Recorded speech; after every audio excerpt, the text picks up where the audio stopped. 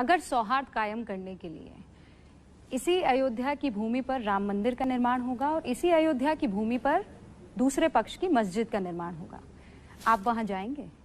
देखिए, अगर आप मुझसे एक मुख्यमंत्री के रूप में पूछेंगे तो मुझे किसी मत मजहब संप्रदाय से कोई परहेज नहीं।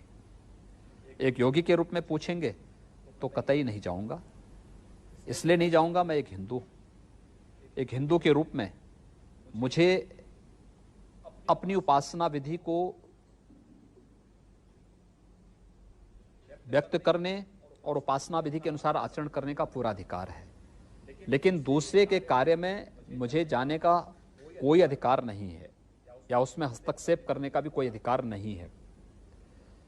याद रखना कि जो हम जाकर के रोजा अवतार में अन्य जगह जाके टोपी पहन करके और इस प्रकार का जो ये बर्ताव करते हैं ना, ये सेकुलरिज्म नहीं है। ये जनता भी जानती है, ढोंग कर रहे हैं। जनता भी उनकी वास्तविकता को पहचानती है। तो एक योगी के नाते आप नहीं जाएंगे, एक मुख्यमंत्री के नाते एक बात मुझे लगता तो आए थे। मुझे लगता है कि मैं वहां न वादी हूं न प्रतिवादी हूं, न वादी हूं न प्रतिवादी हूं, इसलिए न कोई मुझे बुलाएगा और न मुझे वहां जाना है। जब मुझे कोई बुलाएगा नहीं तो मुझे जाने का कोई मतलब ही नहीं होता। फिर योगी जी, अगर बुलाया गया तो आप सोच विचार करेंगे इस पर? देखिए, कोई निमंत्रण इस प्रकार का नहीं मिलने वाला है, ये मैं भी जानता हूं।